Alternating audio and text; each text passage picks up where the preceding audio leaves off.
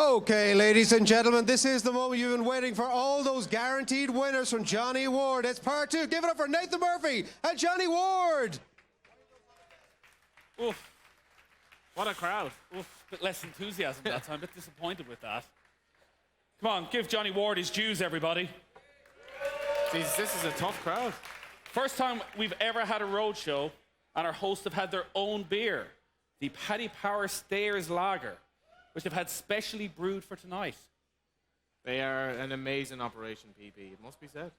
No, they just literally put a sticker over another beer, and that's what happened. They're an amazing operation. We are here tonight, with thanks to Paddy Power, building up to Cheltenham, where it's all about the Irish horses winning on English turf. For more information on responsible gambling, check out dunlewy.net. We're going to talk a lot about Cheltenham. We're going to give you a lot of winners, I hope, over the next hour or so. Let's get our guests out on stage. A lady who knows all about winning at Cheltenham. Give it up for Katie Walsh. A man who would love to know about winning at Cheltenham, Johnny Murtagh. The two men with all the info, Frank Icky and Paddy Power. And I'm not quite sure why he's here, but he's coming back up anyway. Stephen Hunt is with us.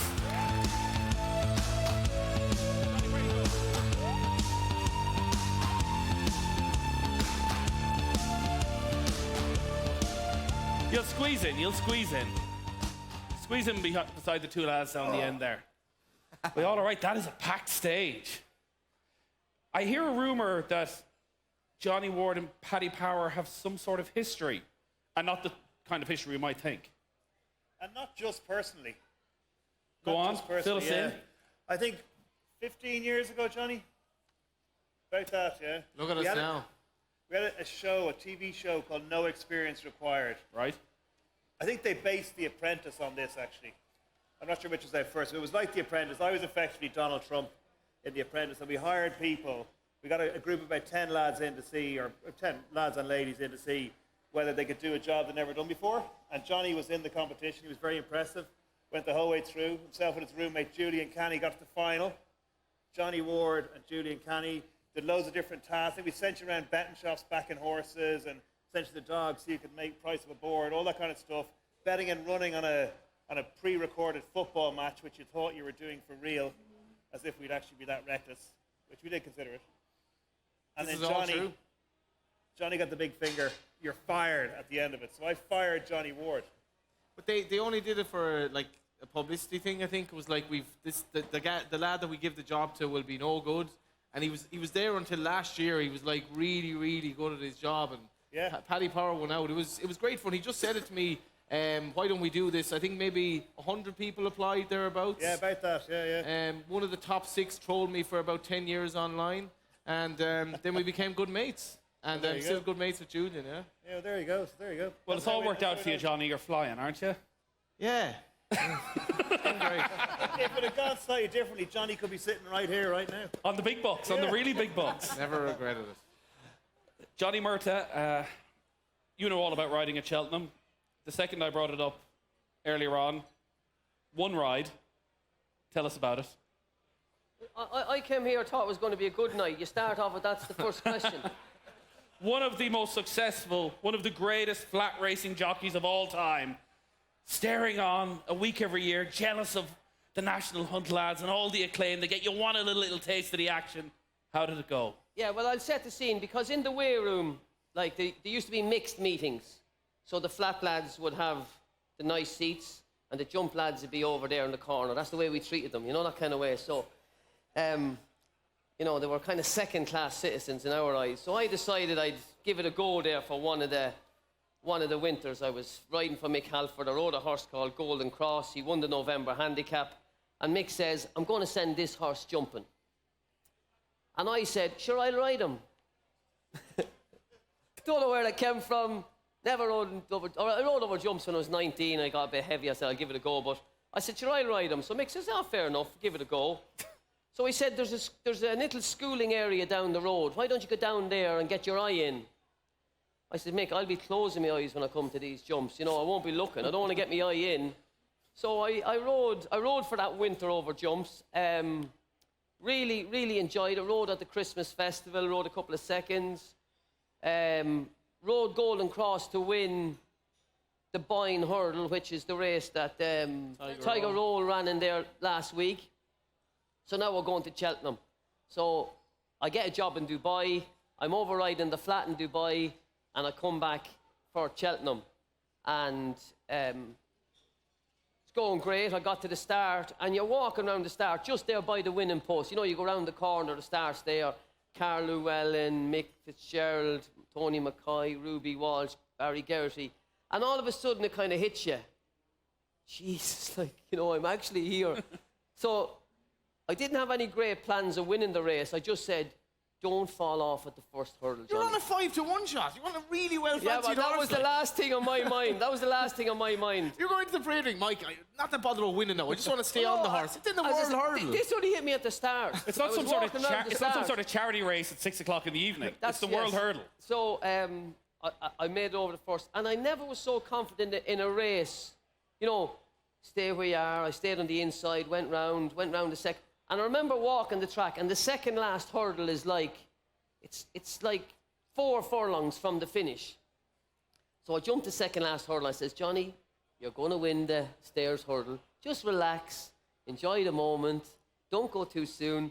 So we come over, jumped the last together, and got outrode by Chuck Thornton on my way to Solzen. So it was it was the greatest disappointment, I would say, because imagine... Would you like another No, go? not now. I often thought of having another go again, but I thought that was my chance. Imagine having ridden a winner at Cheltenham, walking into the weigh room, giving it to them. Fucking giving it to them. Yeah, but they ended up giving it to you. They do now, yeah, so I have to take it now. But it was nothing like I expected, because you watch on the telly, you think Cheltenham is this big, massive, open, galloping track, and when you get to it, it's quite tight. You know, it's up and down. It's a tricky track to ride. So I got a bit of a shock the first day I went there walking the track, that it wasn't as big and as galloping and as easy a place as it looked on the TV. What actually went wrong? Just got outrode. The horse drifted in front of me, and he was running around a little bit. And I was probably... I was back riding on the flat in Dubai as well, so I was kind of bit lighter than I should have been. You know, going there, you see them lads. You see the lads stripped off, like Geraghty, McCoy, Davy Russell. Like, they're savages. Like, they're 10 and a half stone, but, like, really... Massive. But like they're fit, they're hard. This is their big chance. You're not going to get an inch. You know, you're not going to get an inch off these guys. And maybe, you know, after being riding on the flat, I was back riding on the flat again. And anyway, it was a disaster. Worth the experience though, because like you talk about being in Dubai, your success on the flat. You've been around the world. You've experienced all the great flat festivals. Does Cheltenham surpass it? It does. As I said, for me, a flat jockey riding it, some of the flat jockeys riding the bumper and they get, you know, oh, I rode in Cheltenham, I rode a winner in Cheltenham. But I think to ride a National Hunt winner over jumps in Cheltenham would have been one of the big things.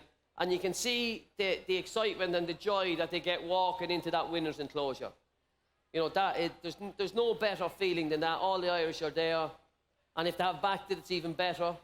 So, you know, it is one of those, you know, top festival around the world would match any of the, you know, the Ascots or the Yorks or, you know, Champions weekends that we have on the flat. Well, you're beside someone who knows all about winning at Cheltenham. Katie, is there anything to match it? No, I don't think so, to be honest. There's something missing in your life if you haven't had it, is there? Is that what you'd say? Oh, God, I don't know. I think it's just... the reality of it is very few people get to ride a winner in Cheltenham. You know what I mean? You think of the Irish going over there next week. You can name them on your hand, the amount of Irish lads who will actually ride there next week. Maybe 10, 15, maybe. There's hundreds of lads with licenses within the country that never got an opportunity or won't get an opportunity to pack their bag and go to Cheltenham and to have a ride. Never mind ride a winner. It's so condensed and tight and competitive, and that's what makes it so special. That when you do ride a winner, when all those big lads ride a winner, when Ruby was riding winners or McCoys or Richard Johnson or Russell or whoever it may be, like, they might have ridden loads of winners, but they know how lucky they are to ride them because it's such a hard place to get a winner. You know what I mean? So I was very lucky to have a couple, and I really appreciated when it came round, when it happened, because I just know how hard it is for it all to happen. And you had a winner in your last Cheltenham Festival. Yeah. Mayor, actually, that I fancy next week, relegate. She runs in the Pertemps, and she gets in off a lightweight. She jumped well and punches down the last day. Yeah, but it was lovely to, and especially for me as an amateur, to ride the winner of the bumper in Cheltenham for Willie. You know, he was a huge supporter of mine and someone that I rode a lot of winners for. So to have one for him in Cheltenham in the bumper was special. So relegated switched trainer since then. With Colin Murphy. Yeah, it's now with Colin Murphy. The mad thing about when Katie rode the winner of the bumper, she basically was chasing down a horse and she basically passed a horse that you'd actually sold when it was a younger horse. Oh yeah, a horse called Carefully Selected, who There's runs another actually bank next of week as well. Yeah, he runs in the 4-mile next week. But I actually had bought him as a young horse at 3, and I won a point on him, and I sold him to Willie, and he ended up winning a bumper. But that's the horse I beat in the champion bumper. Yeah. You're like, So, all right. Yeah. I wasn't thinking about that now, Johnny. when No I was hard turning it. feelings. Yeah. I was looking out for myself. It'll be a bit strange watching next week and Ruby not being out there. What do you think he'd be like? But what'll he be like? What'll he be like not being able to be involved? I know he missed a few through injury over the years, but now that it's definitely over. I don't know. I think for your first Cheltenham, it's different. Like if a decision is made for you, it must be harder to take. But when you make your own decision to get out, you're ready to get out. So you're in a different mental place. And some people's careers come to an end through injury or through opportunities, not anymore. So for him to go out on his own terms, he was very lucky. I went out on my own terms as well. And when you make the decision to go, you have no problem going anywhere or going back to anything because your decision is made. You're the one that made the choice. So he'll be busy anyway, I'm sure. But he had a great time there. I'm very much. But when you look at the check you're after missing at the end of the week, That's when it hits it's home. a little bit different when you look at the end of the week, what you could have been writing. I have a funny feeling he's got a grand old check coming in now, to be honest with you. He'll be all right. I'm very much the layman in this panel, but we will get into our predictions. Johnny, what race are you most excited about next week? Where do we start? It's got to be the Queen Mother. I know the Gold Cup is brilliant, but to see Altior, Defi Desoy and Chacan Poursois, I'd say as a jockey, it must be the race that nearly anyone would love to ride in. You know, 2-mile chase at speed, and as much like when I got into racing, it's not maybe as long ago as some people, but like Moscow Flyer, Zertio, Well Chief, those horses were my sort of heroes at that time, and I think this race is right up there. It is, and like there's nothing like, I think, you know, along the Champion Hurl, but there's nothing like watching horses at speed, the gallop that they go, for a thrill as a jockey, and definitely for people to watch. Now the Gold Cup's a great race, but to watch a champion to chase and watch those real good horses go the gallop that they go, and the jumping and the speed, and they have to be so foot perfect. You can't make mistakes. You can't make mistakes anyway in Cheltenham, but especially in a champion chase, And you can't afford to make the mad thing is, well, they've spoken about Cheltenham, like it possibly could go ahead, but behind closed doors. And I'm just thinking, like, how can you have a horse race of that magnitude where the atmosphere is part of the test of the horse, that they have to deal with everything like that, and it's different at Cheltenham. So if you had Cheltenham behind closed doors, it's like, what's the point? These lads are sweating down the end here I in know. that sort of talk. It's the last thing they want to know. They've been on Betfair all day, and the odds are coming in. Us, you know, we're holding on. Tightened up a little bit, but it's 1.33, I think, the last time to go ahead. To be pretty hopeful it will go ahead. And Imagine calling it off now.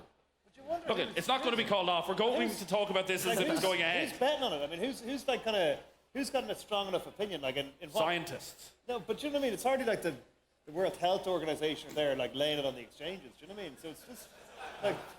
Are they? Although I heard, Well, Stephen Hunt has his hand sanitizer. I heard one theory. One theory was that if you're going to lose about $1,000 for the week at Cheltenham, if you have $1,000 on it to be called off, right, and if it goes ahead, you've got an extra grand in your pocket. You've got the winnings, and then or no, the other way around.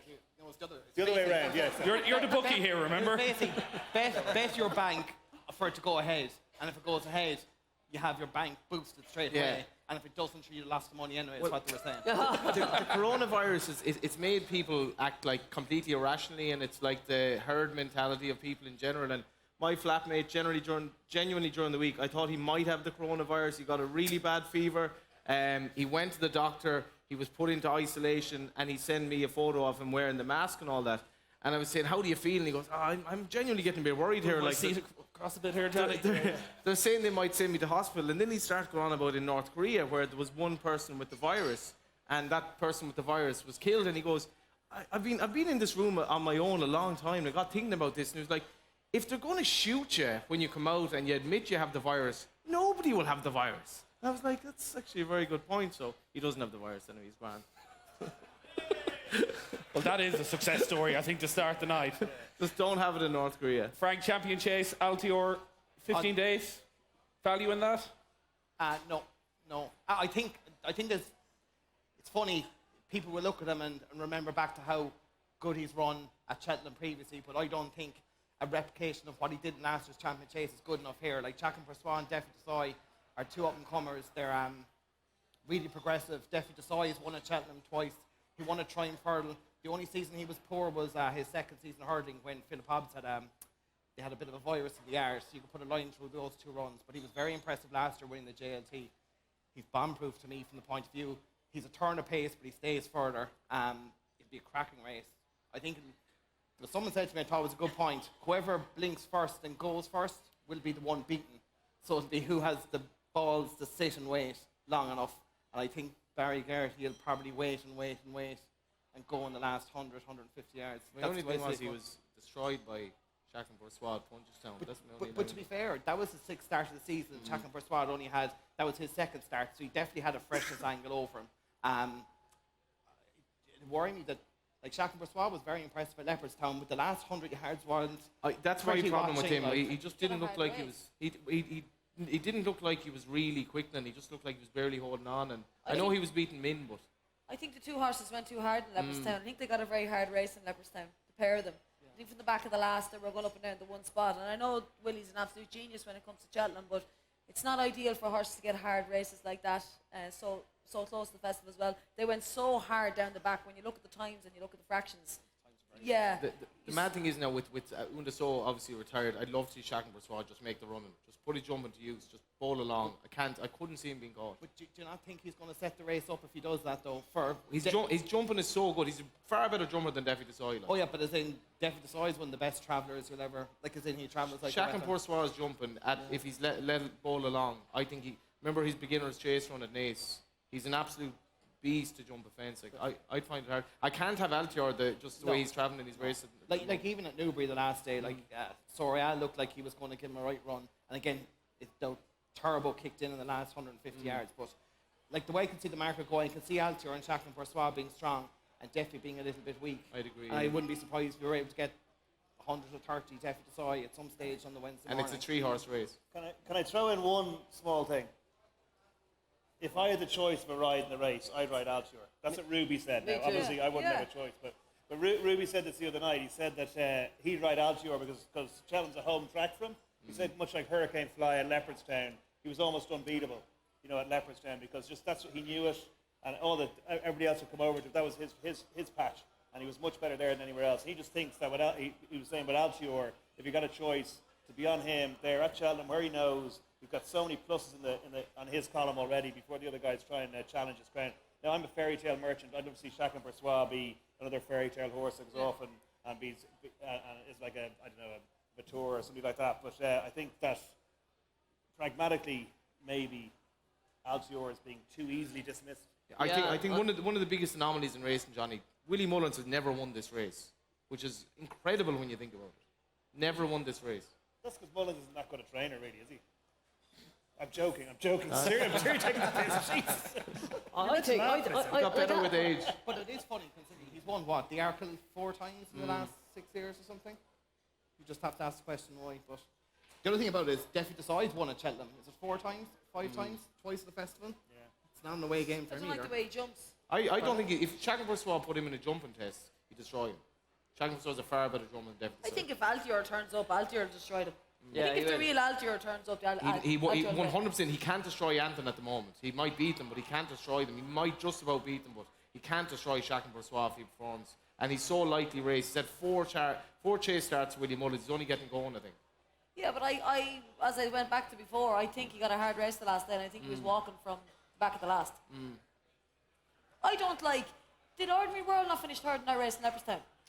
well beaten though. Like Yeah, well beaten, but he was. he beat Min 3 3/4 of a length, and that Min is rated 172. Yeah, but I don't like how close the third horse came to the pair of them. That form can't be good enough. Johnny Murtagh, you're keeping quiet down there. I'm Altior. Can't beat All in. the champ. The champ is always the one they have to beat. He likes Ascot. He always gets a little bit. He always gets a little bit flat-footed, but he always seems to pull it out. Nicky Henderson wasn't flying all year. He's kept this horse for this race. I'm like Ruby. You get them back to those places. They know where they are, and they know how to win. And like he's going to be 2-1, 5-2, isn't he? Yeah. I think he's a banker. He's a banker, lads. To start the night, exactly what we need. What race is Envoy Allen going to go in? Envoy Allen will run in the Ballymore, and he's one horse that I haven't actually seen anyone oppose him. I've been at 3 preview nights so far, and nobody's opposed him. And he's still odds against. Anybody opposing him here? No. Like my nature is take on favourites as best I can, and he's one I wouldn't be overly keen to jump in against. Just even if you're looking at the form of Abracadabra, when he won the Royal Bond beating Abracadabra, obviously Abracadabra's won a weak grade 1 in Leopardstown, and Jarvis Star was third that day. He's run a cracker behind Honeysuckle in the Irish Champion Hurdle, so everything points. His course form, Elliot will have him primed. There's very few negatives with him. How will he ride him? How would you ride him over 2.5? I would have liked him over 2 mile and really forced the pace. It'd be a handy way anyway. She's the best horse in the race. Ride like the best horse. No Gotta problem. keep Like, away from the. You know, like it has to stay. It's 2.5 in Cheltenham, definitely soft stay, though. ground. So say 2.5 at Naas. So he'll ride him up there on the pace. I can ride him anyway. I can't see it being an issue. Ride him like a favourite. Take no chances. Well, that's it. You'd ride him behind the pace. Third Just or fourth. don't ride him like you rode Golden Cross. But if you stopped the video at 100 yards to Do we- go, do- you would have said, "This is some ride." Do we have the VT there? No, we Maybe later. Stephen Hunt's keeping very quiet down the end. You told us earlier you have some sort of insight into Slovakian football.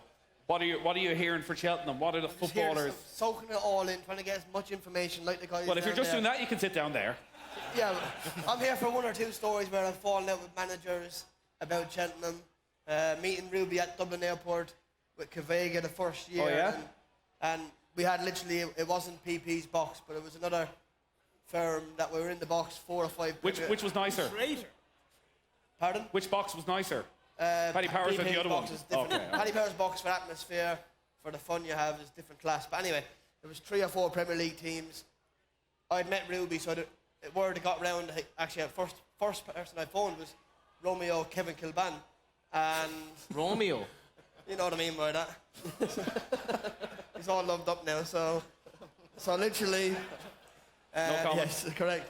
So anyway, I rang Kev. I said, listen, and Kev, we're at Hull at the time. We got Cavega, got a tip off Ruby. Would you believe it? He's giving me a tip. Like, didn't ask him for it. So anyway, she rocked up at maybe 6-1, 8-1 or something on the day. 3 or 4 different Premier League teams in the box, had all 1,000 quid each way, romped home. But having said that, what would your opinion be of 20 footballers? Look at these clowns turning up to the races. We're going to take all the money, correct? 100%. Yeah. And most of the time you would, to be And fair. correct, Like, yeah, so, yeah. So we got lucky that day, but I'll never forget it. It was just, listen, for Ruby to tap me on the shoulder, couldn't miss me at the hair at the time, said, oh, listen, how you doing? Hope you're well. And just as he was leaving, he goes, listen, Cavega, small few quid each way, and go from there. Another one would have been... small few quid each way, and each we had a grand each way. Yeah. It's a different It's word. all about staking. That's footballers for you. I guess, like, yeah. Katie, go to Tuesday then. Champion hurdle. Is this going to be a classic champion hurdle? No, sure. I think everyone's wide open, isn't it?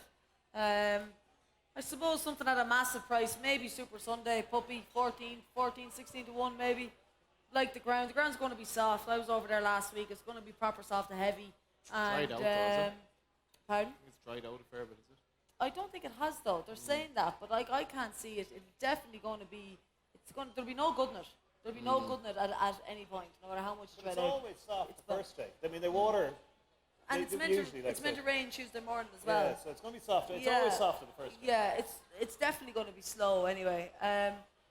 Celia Emery's after getting supplemented for it. It's a terrible race. Yeah, it is. Like, it's sad, really, to be honest with you. Is that Like, just pot luck don't that think it it's ends we up? Well, I Sometimes you think get there'll be golden Sometimes you generation, get like sometimes that, you yeah, and don't. sometimes races over the years can be weaker than other races. I just think this is a weak champion hurdle. And then you have other years then when you have your Hurricane Flies and your real stars coming. But this year is just a weak contest, to be honest. So something at a price, maybe Super Sunday is a massive price. It'd like the ground stays, and I can't make a case for much more, to be honest with you. I think like 4 or 5 favourites or second favourites have either literally passed away in the case of the horse who won it last year, or are injured. They're just fallen by the wayside. Saldier, Nicky's horse that fell in the race last year, the winner of the race last year, Classical Dream is bombed. So all the Antipost favourites have just gone by the wayside. I think actually Durasso, if he turns up at about 66-1, Joseph's humming and hawing what race he'll go for. If he runs in this, I'd back him each way. I think it's a terrible race. Why did Honeysuckle not run in that race? It should be running in it. Like she's taking on like Benny the Jew. I'd love to know from the audience, if you owned Honeysuckle, what race you'd go for. Would you go? Who'd go for the champion hurdle? Jeez, 3 lads. Yeah. Don't know if they're. I think Nearly the whole audience. everyone in racing would agree champion hurdle. It's just such a winnable race. Is this a dream race for the bookies now, Paddy? No, I mean, look, it's no, but you want the big, you want a sexy race that people get excited about from a long way out, and then they can, and you have a strong opinion. The Champion Chase would be a great race because people have strong opinions either way. And this is going to be one where I'm sure that there's going to be money coming for something, and something will shorten up. Maybe it's going to be Silas Emery or something like that. Who knows? But I'd love to see Honeysuckle run here. They've obviously said she's not going to. Who knows? If it does lash rain, they might change their minds. She's still in the race, so Benny the Judge isn't. If they happen to be avoiding Benny, I don't think they will be, but if they did, it'd be great. But I think I agree with Kate. I think Super Sunday was eye-catching at Leopardstown, and it's that type of race where you just could pick them off going up the hill. He's seasoned and he's hardy, and Jesse's horses are in great form, Puppy's in great form. Just a big price, you know what I mean? And probably wants a bit further, wants 2.5 yeah, probably. exactly. So and the hill that's will kind of the suit, race like, it's going to turn into. Like, it's not going to be like your Champion Chase. It's not going to be like that over hurdles. Like, it's wide open, so you're looking for something with a bit of value. Frank? It's the worst champion hurdle I can ever remember, Right. without a shadow of doubt. And So this is great. We're really building up Cheltenham. No, here. but- It's literally but the the thing worst is- race ever in the history but of the this world. is an excellent opportunity to take an opinion and stick with it. Like, my opinion would be get Epitons in the bag, would be my opinion about it. Like, she was very impressive in her 2 runs last year leading into the Mayor's Novice. She was a well-backed favourite. She wore a hood on the day. She's very keen. A lot of people are blaming the track. It could well be the track, but I think the occasion might have got to her. I think if it was behind closed doors, it'd really help her. So, like, that would change the complexion of the race a lot. But as long as the crowd are allowed go there, I'd be pretty keen to take her on. She's been very impressive this year, but it was only winning a handicap of 137. And she beat Silver Streak 5 lengths in a Christmas hurdle where they didn't go unbelievably hard and she used her turn of foot. Like, if it turns into a stamina test, I'd be pretty sure she's not the one. I had a few quiz on Silas Emery a couple of weeks ago, and my reasoning was he was between 10 and 12-1 for a Champion Chase, where in all likelihood the horse that's going to win that is going to be rated 175 afterwards. If you run to 165 in this Champion Hurdle, you're almost certainly going to win. And he was about the same price, so it didn't make any sense. Like, he's 6-1 at the moment.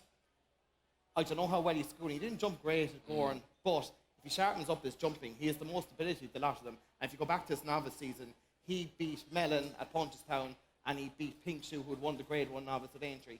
So he has the back class against a very moderate bunch. The only other point I'd make is that Pennon Hayes is probably an even worse price than Epitons. He's 5-1. Now There's no chance. No chance. He was beaten at Haydock by Ballyandy, but the third Cornerstone lad was giving him £3, was beaten 3/4 of a length, and Cornerstone lad's 33-1. So if you like Pennon Hills, you have to back Cornerstone lad at the price.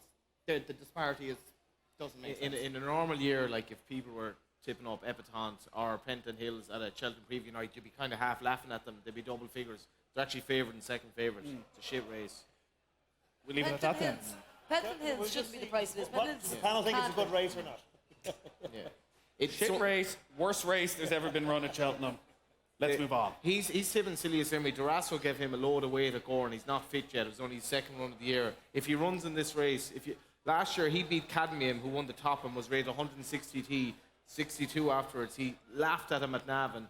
He's only had a few starts in Ireland. He's a very, very talented horse. He's just getting there. And if he runs, he'll be about 66-1.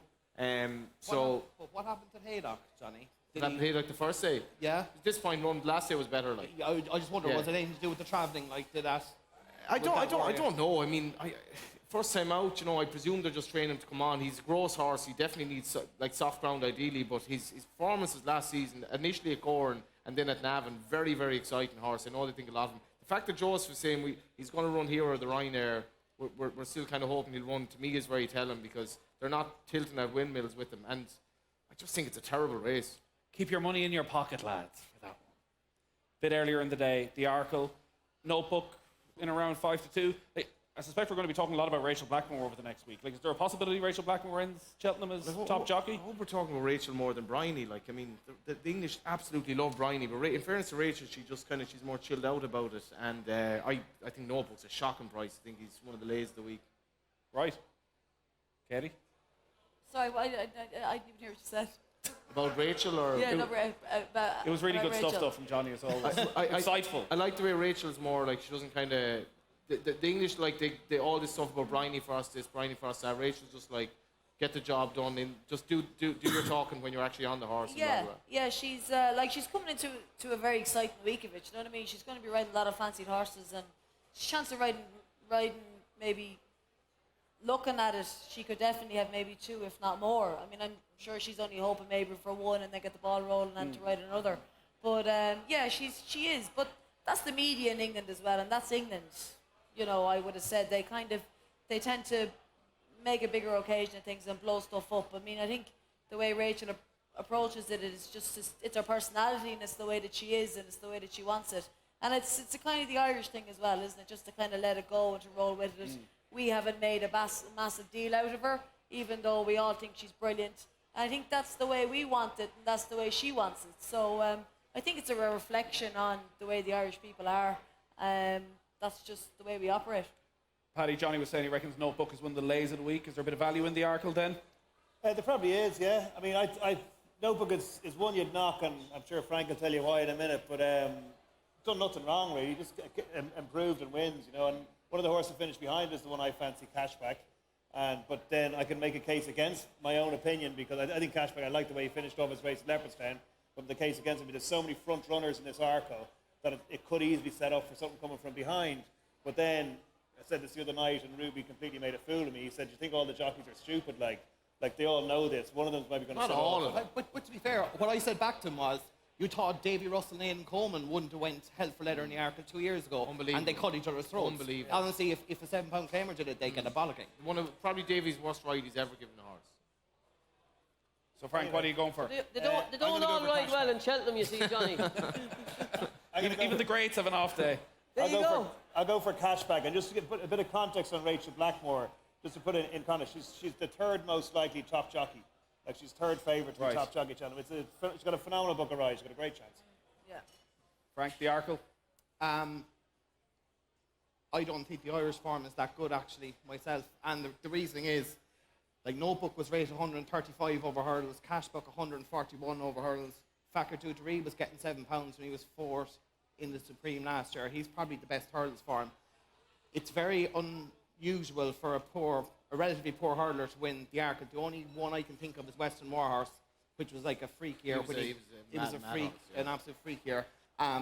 Champagne Fever, wasn't it? Champagne Fever was beaten by him. Yeah, I think that saved us a few quid. I remember the day in the race room went berserk because Willie'd won the Supreme, and what you don't want to happen is Willie win the Supreme, Willie win the Arkle, and Willie win the Champion Hurdle, because then you're in the shite for the day, basically.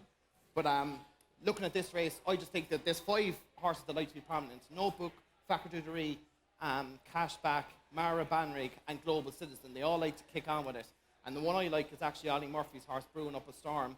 I backed him for the Supreme last year. I thought he was a 2-miler, and he had 2 good horses for it already. Thomas Darby and Itchy Feet who finished 2nd and 3rd, and he tried to stretch Brewing Up a Storm out to 2.5, and he just really didn't get it properly, the trip. Like, he travelled really well in the Ballymore when he was 4th last year, and he got outstayed.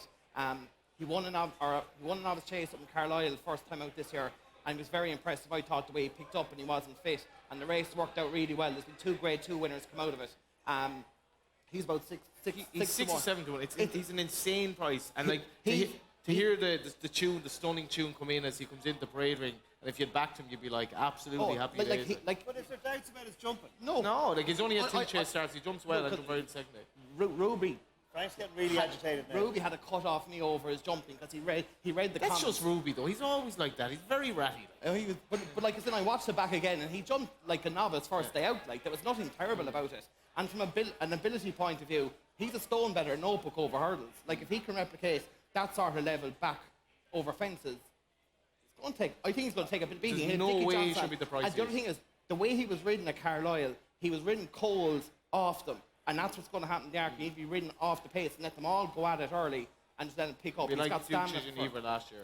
Pardon? Be like Duke Geneva last year. Just come through, lob away. Like I think it's a very fair price relative to the Irish horses. Looking through the odds of the main races, Paisley Park is the shortest price favourite. Odds on 6-4 for the Paddy Power Stayers Hurdle. Deservedly 6-4 so. on, yeah. 6-4 on. Can't be beat. Anybody make a case for Paisley Park being beaten? I think, Johnny said it there. He probably can't be because Cheltenham Trials Day is lucky enough to be over there, and we sponsored that day too. But what happened was that day the race was run quite slow, and Paisley Park is a real Dara stayer, like Big Butts and English Dream or horse like that. It just kind of seemed to just gallop and gallop and gallop everybody into submission. And that day was run quite slow. And there's a horse called Somerville Boy who won the Supreme. He was in that race that day. And if ever he was going to win, that was the time because he could have pounced and could have used his finishing kick at the end. Like Johnny was telling a story inside about staying horse at Ascot against some of these French horses. If you don't run the finish out of them, they might just catch you cold with a bit of a sprint finish. And anyway, they couldn't do it that day. And if he's going to get beat, that was the day. So whatever way they ride to try and get him beat, and they will. Somebody will try some mad tactics to try and get him beat. I think he's probably the most rock-solid favourite of the week, to be honest. The funny thing is, if he were running the champion hurdle, he'd be favourite. He would Without- be, yeah. without And a he shadow deserves to of be a doubt, favourite. yeah. And he's not as slow as he lets on either. It's just the way he goes on. He doesn't travel, but there's loads of horse there and he goes from. Aidan Coleman's gone from a couple of times now, thinking I need to get there. Next thing he always arrives there nearly too soon. You can see him arrive there going, how am I here too soon again? Because that's the feel he gives you. Right. But I'd imagine, and he was lucky actually the last year when you see a couple of pictures of it. Yeah. But there's loads of horse there, loads in reserves. He pricks his ears, he's hanging on to plenty. I think he's a certainty. Along with N by Allen, I think the pair of them can't be beat. His owner is blind from birth as well, so it's a great. Like the British have so much of a narrative about welfare and all this. Like, but in fairness, Bryony winning, Rachel winning, and the Gemmell man, the owner, is fantastic for racing. Johnny, is Paisley Park nap territory for you? Yeah, I suppose he is. And the only thing about it is he's 6-4 on. When you're riding a hot favourite like that, every other jockey in the race is trying to beat you. You know, so he's going to get back in the race. Hopefully he won't. He'll probably keep him to the outside. He won't get any trouble. But if they think if they can beat Paisley Park or if we have a chance of winning. So when you're riding those hot favourites in those big races, it's not just a case of, just sit there and float around. Well, you can on some of them, you know. But is there a little less pressure on all the other jockeys then when you're going up against the hot favourites? They have no pressure. They have a shot to So they nothing can now. relax. Yeah, they have a shot to nothing now. And as Paddy said, messy race, he gets blocked in, horse in front of him, keeps him in. That's the only way he'll get beat because he's much the best. €1,000 each way for you, Stephen? I'm soaking it all in. Come back to me in 5 minutes. What managers did you fall out with over Cheltenham? Pardon? What manager did you fall out with? Big Mick, present Irish manager. Monday morning I went in, we'd lost. I think actually at Derby we'd lost badly. I had played rubbish on a Saturday, so I went in gaffer. Are we okay? Cheltenham tomorrow. Boys need a day out together. I get us back on winning ways. Not a fucking chance on DAU going. Sorry, what did he... Johnny, what did McCarthy say? You can do the translation. Come on. fucking chance. Not a chance of you going. I was like, Gaffer, come on. So he goes, can you explain your performance to me on Saturday? I went, Gaffer, I was shit. Hold my hands up, but we need to stay together. We've lost a few. No, get out. So anyway, I went back down to the boys. Of course, I was sent up. Said, listen, we ain't going. He's pulled it. The boys go, oh, you never stuck up for us. You never did that. I said, go up if you want. But anyway, we had lunch. The Gaffer called me in. He said, listen, tell the boys they can go. Take it easy. What did he say, Johnny? Sorry, Mick changed his mind, did he? Yeah? He changed his mind, yeah. Huh? I think he realised the boys needed a day out. I think that's what Mick is good at, to be fair. He's a bloke's bloke, if you know what I mean. He'd help you out if he can, and he did, to be fair. He sent us all off, Cheltenham. Listen, I've been on many a day where we've gone down as a team. We've got back to Birmingham, got off the coach and went back down again to Cheltenham and left the manager going that way. And I never used to go out, but Cheltenham always used to float my boat. 21 club, you'll see me in there late at night. What day you go? Card, don't you? Oh my God. To be fair, I know the bouncer there. He goes, oh, come on, in you come. What day are you going this year? Tuesday, Wednesday at the moment. Listen, I work hard enough, so I'll play hard for a couple of days. He just told me as well earlier, apparently he's coming to our box. He wasn't invited now, but apparently he's coming. He's coming as somebody's +1. Yeah, so but he bets enough, so I'm allowed to go. Katie, is Tiger Roll the romantic story of the week? Sure, everyone's thinking about Tiger Roll for the national, aren't they? You know, I thought he ran very well back in Navan the last day. Yeah, sure, everyone's hoping he's going to win. I'm sure everyone's hoping he's going to go back and win a national as well, you know. But yeah, he's a horse that definitely is probably good for this race as well. You know, it's certainly not the highlight of the week, this race, but he's probably a big part to play in it.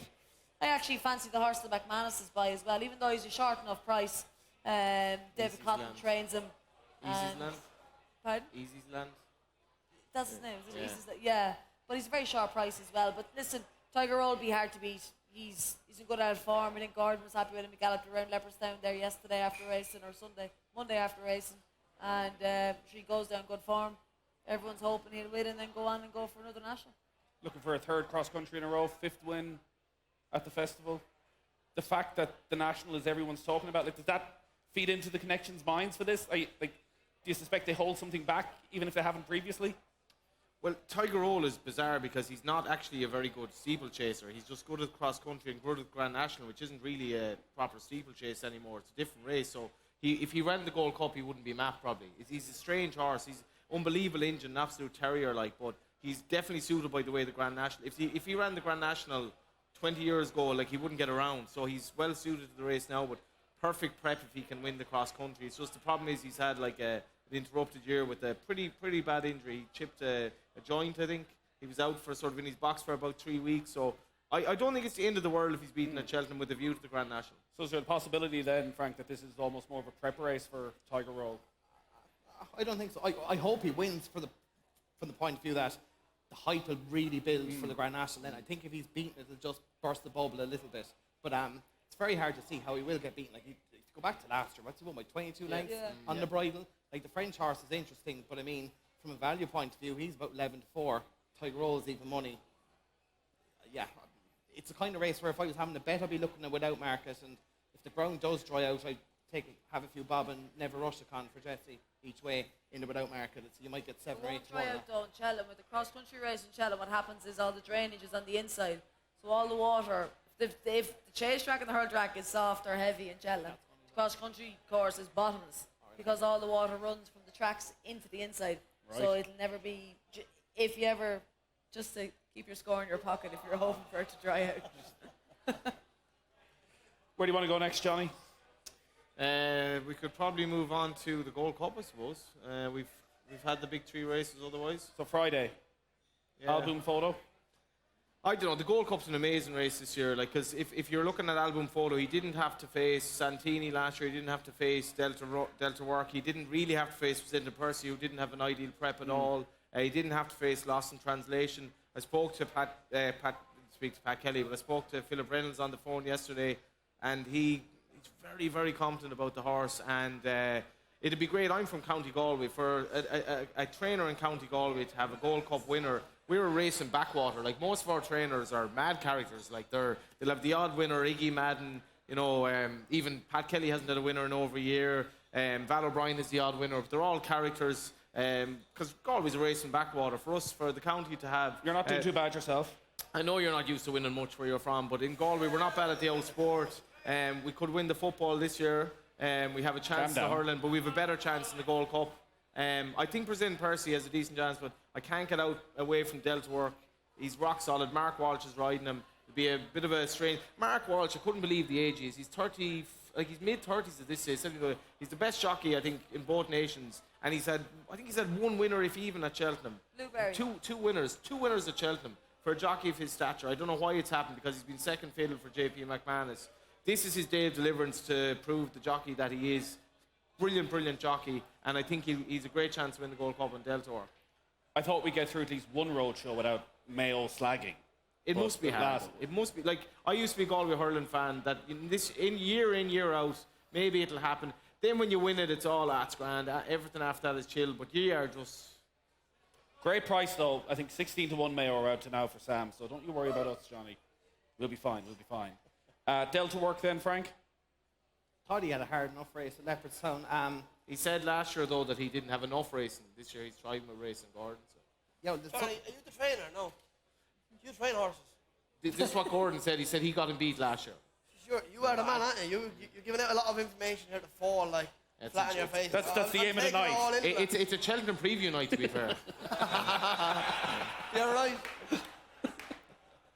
Well, the one thing I'd say about presenting Percy anyway is he's just the punter's pal from the point of view they keep backing him no matter what. Like, you're looking at the field book and it's just, Jesus, everyone's backing him. And All the Galway people. All the Galway people. But I'm kind of thinking, the people backing them are the kind of lads whose missus keep doing the dirt to them and they keep taking their back, like, you know? They're that forgiving. Personally, I can't see how he wins. That's a very interesting analogy now. I mean, there's one thing about backing a horse that you have a bit of a grow for. You're loyal to the horse. And then, it's a strange analogy, though. Do you think? Yeah. I think he's just... Congratulations on your newborn, 4 months old. 4 months old, yeah. Looks just like Daddy as well. Yeah, he's the big fat hickey head. So, yeah. You got sidetracked there slightly. Yeah, but he's trying to divert me from presenting Percy, but He hasn't been really trained for any race, I think, except the Gold Cup this year. But what was he not trained? Was he not trained for the Gold Cup last year? He didn't jump a fence last year. But interesting enough, like he's only won. Has he won twice over fences in his whole career? That Grand National or the 3 mile 5 beginner's chase and the Porter Sound is it? Yeah, 3-5? and the Arson. Isn't that the one thing about being Irish that's beautiful? The fact that the reason why you fancied him last year is because he hasn't jumped a fence. Because Pat Kelly's doing it different. Yeah. He knows, right? And this year you're saying, well, he's doing it normal, so he's probably okay. It's the herd mentality. Pat Kelly was a genius last year, and 12 months on, what was he at last year? Pat is Pat. But is there a chance?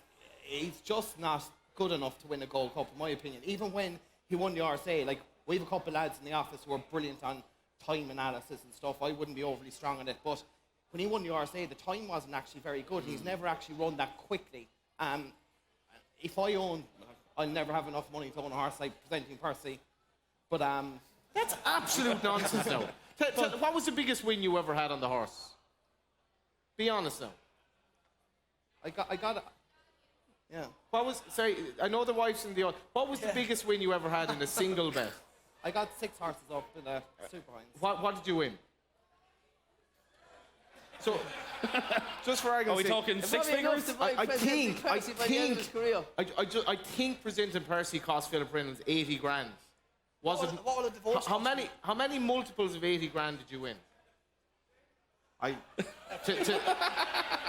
To quote like Lionel Hutz, I rest my case. Like, genuinely, you can definitely. What did you do? You can't own him now. Pardon? Can you afford him now? I got married. Give the man a break, Johnny. Give the man a break. This man can definitely afford a Gold Cup winner. I could. If we start do you you asking... know do you know what's more expensive than presenting Percy? She's sitting over there. I'm with you. I can't have presenting Percy. As you said, he was great. He won the RSA. That was his moment of glory. That's why Willie Mullins is Willie Mullins, because he can get them to have a moment of glory and bring them back and have another moment of glory, another moment of glory, another moment of glory. You know, that's what them top trainers do. Not taking that away from Pat Kelly. He did a great job with that horse. Well, he peaked. He peaked at that, at the RSA, and everybody's saying how good he was. Last year was a disaster. He never really hit the heights. And this year, they said after his first run, he'll be ready next time. In fairness to Pat, his Cheltenham strike rate is unbelievable. Yeah, absolutely unbelievable. But not with presenting Percy. He didn't win it last year. Why is he going to win it this year?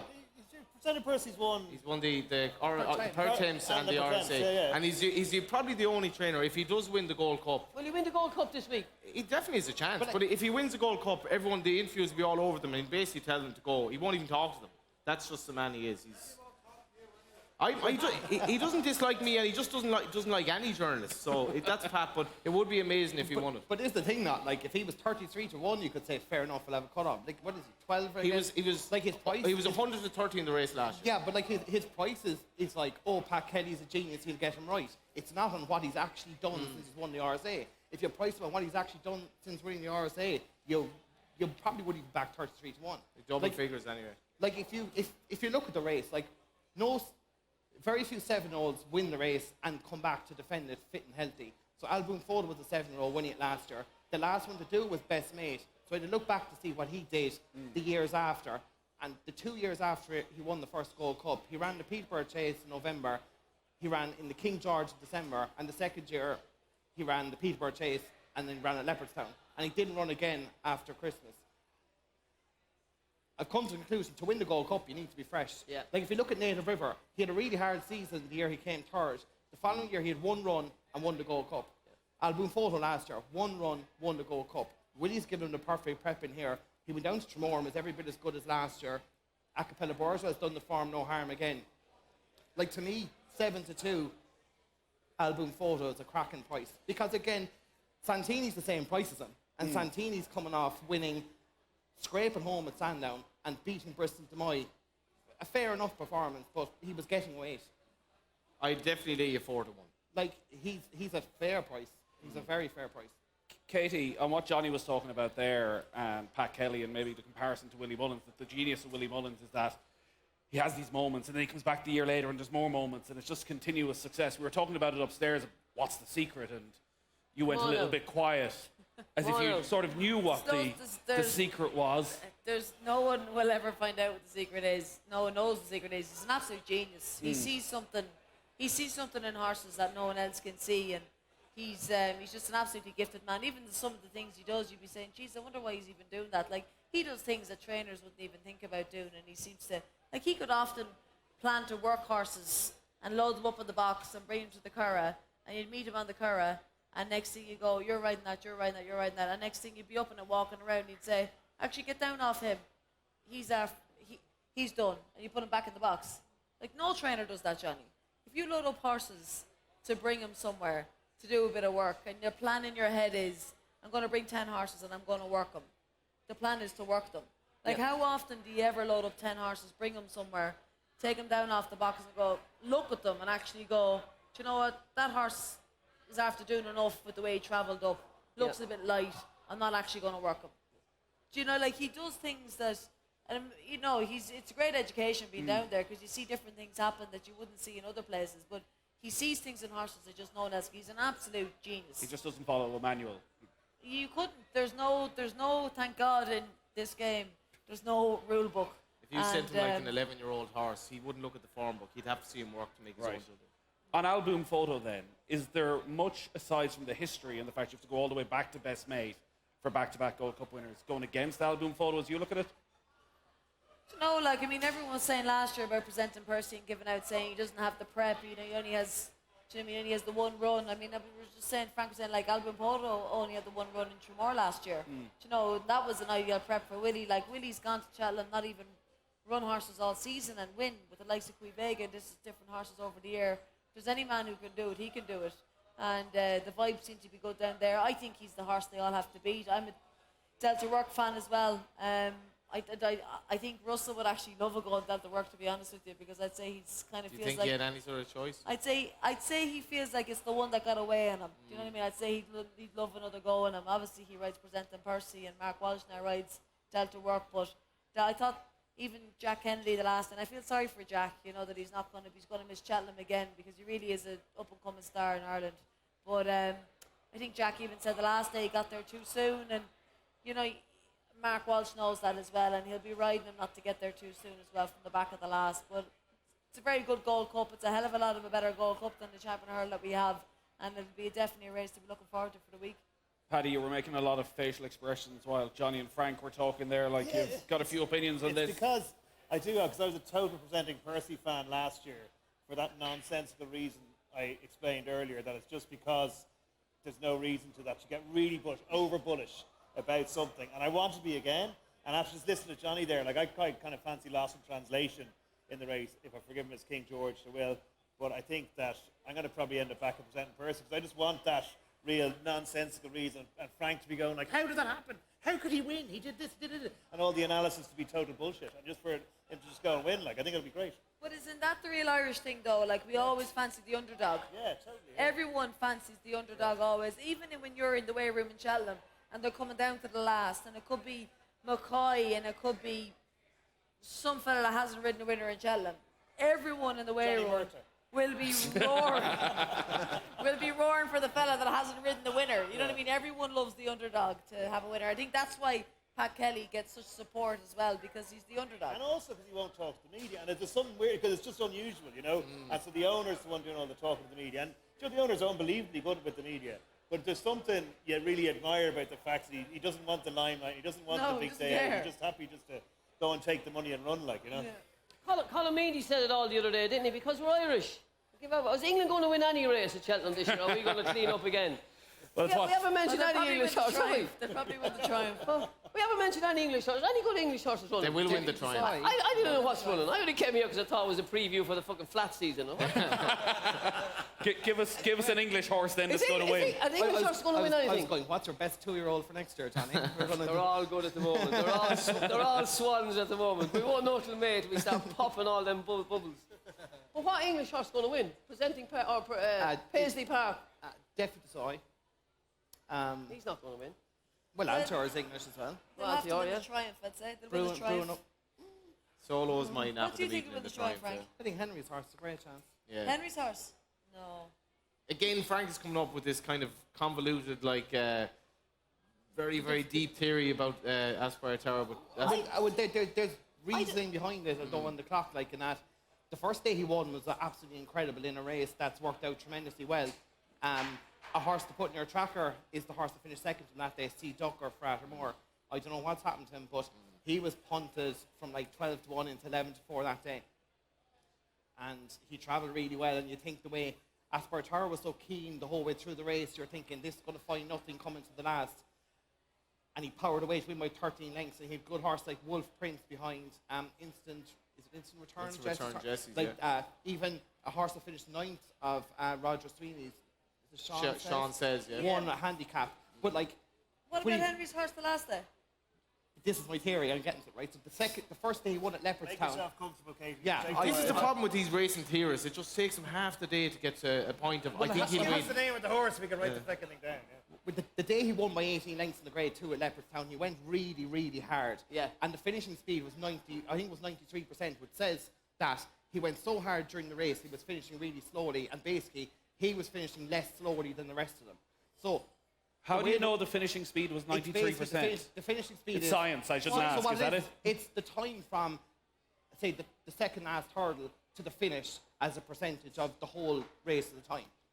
The time of the whole race, like. Do you know what I mean? It's fairly straightforward. It's an eighth of the race. But then, right, so the way the race is going to be run, there's a load of pace on that if you run like that, there isn't a hope in hell you'll win the Triumph. So the next day at Leopardstown, Rachel rode him a little bit more conservative to ride a more even pace. And the pace of the race was bang on 100.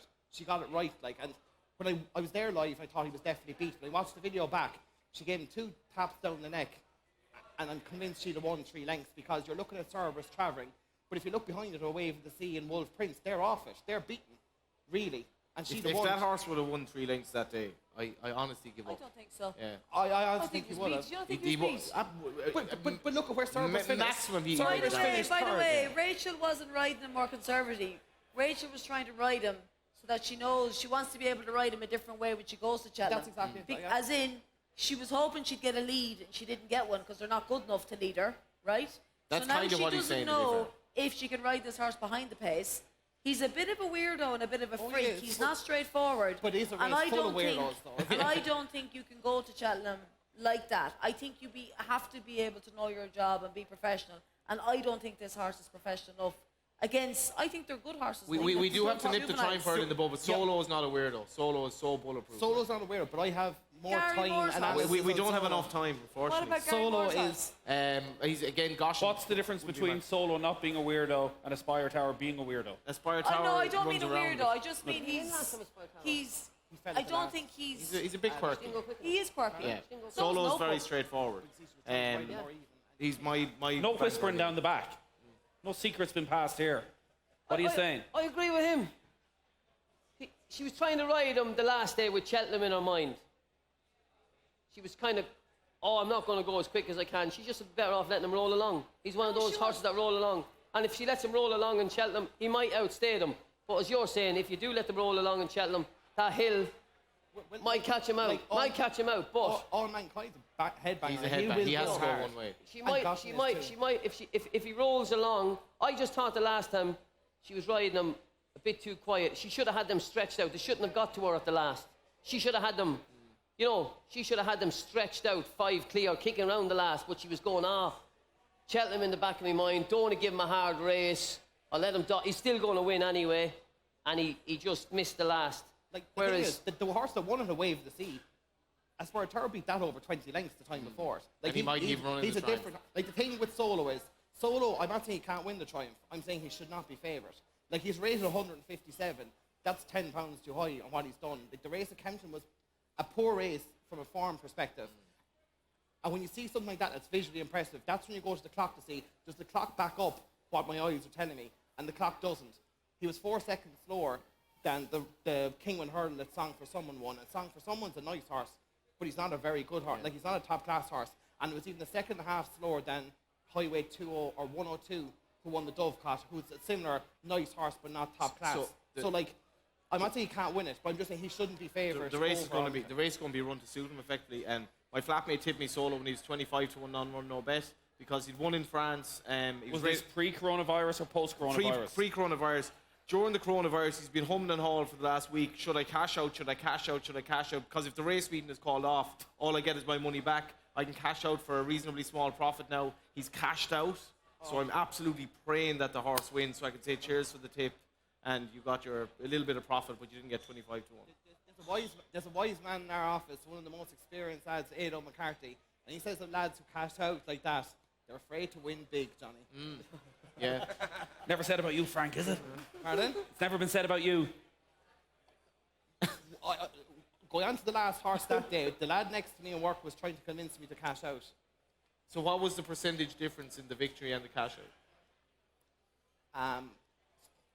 I was guaranteed half of what they were cashing out. Okay, half. And no, I was guaranteed half of what the cash out was, but the cash out was about a quarter of what Okay. I was going to win. If that makes What sense. you won. There you go. We're getting closer to a number. He doesn't like telling that story. No, but you have to ask It's the only time you get nervous all night. It's the only time you've been nervous all night when we're talking but you about have to this. ask the question, like, which to be more pissed off about? If you cashed out and the horse won and you're after forsaking a fortune, or if you cash out, like, do you know if it wins, but then if you don't cash out and it gets beat, I definitely think you'd be more pissed off with cashing out and it going winning. Go for the life 100. changer. Depends how much money's in your arse pocket before you do it. You'll never click a big one if you have that. Absolutely. Don't be afraid to I want to go down along the panel and get your tips for the week then. We are here tonight with thanks to Paddy Power. We're building up to Cheltenham where it's all about the Irish horses winning on English turf. For information on responsible gambling, visit dunlewy.net. So, Johnny, give us one for the week. Solo in the Triumph. What did you say? Solo. Come back to me. I'll think of something at a price. Okay. Something with a price is what we're looking for. Johnny? I didn't look. I only looked at the first 2 in the betting in every race. Do you not know they call me in ITV favourite Johnny? Because that's all I pick is favourites. You can't go too far wrong. I'm going to go for Album Photo and Altior Double. Right.